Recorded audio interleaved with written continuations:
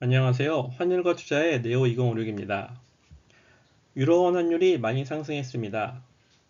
오랫동안 1,500원 수준에서 머물렀는데 최근 1,570원대로 껑충 올라섰습니다. 여기에는 최근 독일 10년 금리가 급등했기 때문인데요. 2.4%에서 2.85%로 0.45%나 상승했습니다. 트럼프가 미국은 러시아 우크라이나 전쟁에서 발을 빼겠다는 협박을 보이자 유럽 정상들이 고민이 깊어지고 있습니다. 러시아의 침략으로부터 우크라이나가 버텨줘야 유럽 국가들도 안심인데 미국이 발을 빼면 당장 유럽 국가들은 자력으로 유럽의 안보를 챙겨야 합니다. 트럼프가 야기한 유럽의 변화와 유럽 통화인 유로 그리고 유럽 주식 투자에 대해서 말씀드리겠습니다. 독일에서 최근 유력한 총리로 떠오른 프리드리히 메르츠는 이전에 독일 정부가 방위비 징액의 상한을 두었던 것을 풀었습니다.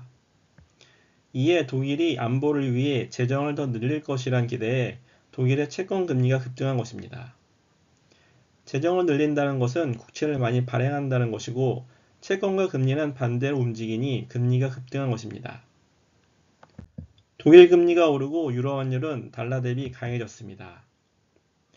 독일이 돈을 풀어 방위비를 늘리면 관련된 산업이 발전할 것이란 기대감이 커진 것입니다. 유럽의 모범생인 독일은 국가 부채가 많지 않습니다. 전체 GDP의 62% 정도인데 이는 미국이 전체 GDP의 124%, 영국이 97%인 것보다 훨씬 적은 수준입니다. 지난 2022년 9월 영국도 국가재정을 늘려 경기를 살리겠다고 한 적이 있습니다. 이 당시에도 영국 국채 10년 금리가 큰 폭으로 상승했었습니다.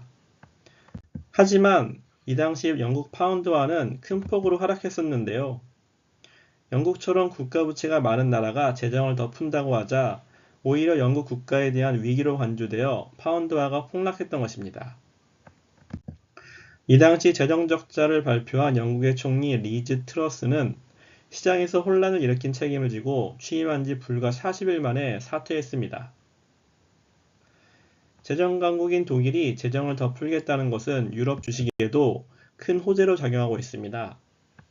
최근 유럽 대표 주가 지수인 스톡스 50은 올해 들어서 10% 이상 상승했습니다.